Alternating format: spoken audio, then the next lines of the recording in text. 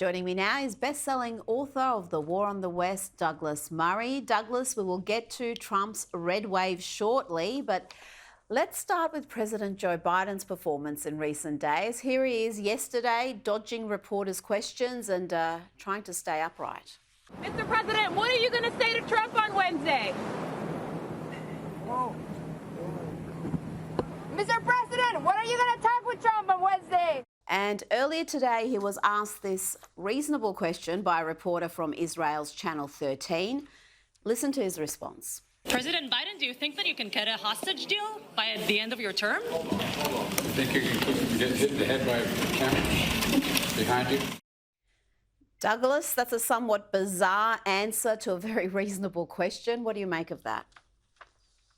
Well, I mean, you just have to remind yourself that only a few months back, the Democrats were all trying to pretend that this was a president on peak form who had another 4 and a bit years left in him. It should be a reminder. I mean, things have moved very fast in the past few months. It should be a reminder of just how foolish the Democrat Party seem to think the American public are. Why do they think that people couldn't see this? Why do they think that we can't see it now? Why did papers like the New York Times hide this from the American public? Why did Kamala Harris hide it from the American public? Why did Nancy Pelosi, Dr. Jill Biden, Chuck Schumer, and all the rest of them try to hide this from the general public?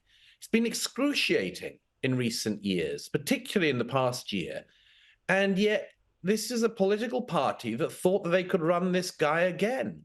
And it's very sad to see. I've said to you before, Rita, you know, it's laughable and tragic, but really, the Democrats should have a look at themselves, even before getting to the Kamala disaster, and say, what were they doing? What were they thinking? What's wrong with this party? And what's wrong with the media? Because the media played along with this delusion for the entire term. And well, I guess you can say that there hasn't been a great deal of accountability for all of that deception other than the election result. Donald Trump's red wave is complete. He has secured the presidency by the biggest margin by a Republican in 36 years. He has secured the Senate, the House, the popular vote, biggest ever by a Republican, and won every single swing state. You spoke to Donald Trump in recent days. How do you think Trump 2.0 will be different to his first term? Well, that snap was taken in Mar-a-Lago on the night of the election, where I was there, and it was at the convention center when he gave his victory speech. You know, it's early days. The transition is taking place. Early appointments have already been announced. Some more are imminent. And it's clear, I think, several things already. One is that Trump and Trump's team have said for a long time, you know, that they wanted to come in with, first of all, with a resounding victory. When his team said to me at the Madison Square Gardens event a couple of weeks ago now, that they wanted not only to secure a victory, but such a decisive victory that it would include the popular vote, you know, I thought, well, sure, you know, everybody would like that. But the fact that they actually achieved it is remarkable.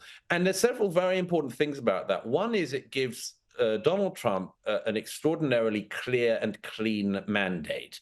The second thing is that the Democrats can play none of the games about, well, the electoral college this, the popular vote that. No, he got all of it. And that should cause some serious time for reflection in the Democrat Party. But Trump and his team have been clear about a number of things. Firstly, they seem to everything I've heard, to be fully aware that in the 2016 to 20 administration, you know, there was a lot of firing, a lot of hiring. By the way, even that's different from President Joe Biden, who never fired anyone. Sometimes you wonder if he was even aware who was working for him. But there was a lot of, everyone's aware there was a lot of upheaval in the first term. I think there's a very clear desire to make sure that's not the case this time. And they're getting people into positions who have not just experience, but who have a very clear mandate themselves. I mean, getting people like Congresswoman Elise Stefanik into the United Nations job, Looks like Congressman Tim Walz also. This is a very serious administration that's being put together with some very distinguished figures in it already. And so I think the main thing is just that thing, not just of some continuity, but of a sort of an intent to have a calmness in the administration this time that was sometimes missing last time. It's also clear that there's going to be no sort of recruiting of people who aren't Trump loyalists. Trump has had so many people since his last administration who have shot him in the back and the front, metaphorically speaking, of course. And he obviously doesn't want any more of that. The sort of the Kellys and others who said things that he completely disputes about him. It's clear they don't want that kind of roller coaster anymore. And so I think it's going to be very, very interesting to see the more appointments that come in the coming days. I think you're 100% right. And it's very clear now that he's not going to repeat those mistakes. He's not going to have these rivals in the inner sanctum. I think he thought initially it was a way of countering the anti-Trumpers to keep your enemies closer, but that's not the way to get things done. And I think, 2.0 is going to be very different. You wrote a piece for the New York Post on the 10 things Donald Trump can do to clean up Joe Biden's messes abroad, starting with Ukraine and ending with Iran. He's got plenty of messes to clean up domestically, Douglas. How much focus do you think will be on foreign affairs? Well, I think there'll be a significant amount, but the main thing is just Donald Trump being president-elect is already starting to change the calibration of the world. He is somebody who understood and has understood for years the Chinese Communist Party as the main strategic competitor to the United States. And he realized that Americans had, to a great extent, been taken for a ride in trade terms for years. The best part of a quarter of a century by now. He's the only president, I think, who's in a position to actually do something about that. He says he wants to bring about a swift end to the Ukraine conflict. As I said, we'll see about that. But there's a lot of opportunity and potential there. The Middle East is where I think he's going to have the biggest impact, because the Ayatollahs in Iran were being throttled by him economically when he was last in office. And I would hope that he would start to do that again, because, of course, we've seen in the last year in particular what happens when the revolutionary Islamic government of Iran is rich. It exports terror and colonialism across the region. So I think there's going to be a massive shift there. There are also big strategic questions. We have seen this axis that has come together in Joe Biden's time in office, which is the, for want of a better abbreviation, the Russia, China, North Korea, Iran axis. And it's going to be very important to pull that apart. China will be the one that's most important to pull apart from Russia. It's relatively easy to pull people away from Iran when people realize that the Ayatollahs will become the pariahs that they should always have been. But there's a lot of opportunity here, and already there are rumors. We'll see what happens. But the terror sponsoring slave state of Qatar has already started to say that it might end up not actually remaining a retirement home, or indeed a base for the terrorist group Hamas. And that'll be interesting to see if Qatar realizes that it backed in every single way the losing side. Now, you summed it up beautifully in The Telegraph when you said this election wasn't about race, it wasn't about gender and abortion, all the issues the media seem to be hyper-focused on. It was about secure borders, the economy, and government overreach. And I would argue, Douglas, that last point was hugely significant for many of Trump's voters. The lawfare against Trump and his allies, this two-tier justice system that even targets conservative mums at school board meetings. It's a big issue for many in Trump's base. Oh, yeah, absolutely. I mean, the interesting thing about not just the radical left, but the left in general in Australia, in Britain, in the US and other Western countries, Canada particularly, is that the moderate left thought that there were all of these issues which were like right-wing talking points or what didn't really affect people's lives. You know, professional dolts like Alistair Campbell in the UK have just started in recent days to sort of start to say maybe the thing of big hairy men being allowed in women's lockers, locker spaces, locker rooms is not something that is just being made up by right-wing fanatics. Maybe we should have listened to women, they say, this late in the day. Not just the far left, the center left, the moderate left, vastly underestimated the way in which culture war issues are not made up by conservative pundits, but are things that are felt by any parent whose daughter is training in an elite sport. It's felt in people's lives. It's felt by parents whose children come back from school having been told that there are a million genders and a lot of other woo-woo nonsense. And when it comes to things like the border, you know, they seem to hope, the Democrats seem to hope that the American public would not think anything particularly awry and would just be told it was a Project 2025 conspiracy that for 4 years the border had been open and millions of people had come into the United States illegally. They thought that people didn't mind about that. They thought they could take these votes for granted. And the amazing thing is that they thought they could do this by playing the DEI game at the highest possible level. Why wouldn't you want to vote for Kamala? She's a woman. If you're a woman, you have to vote for Kamala.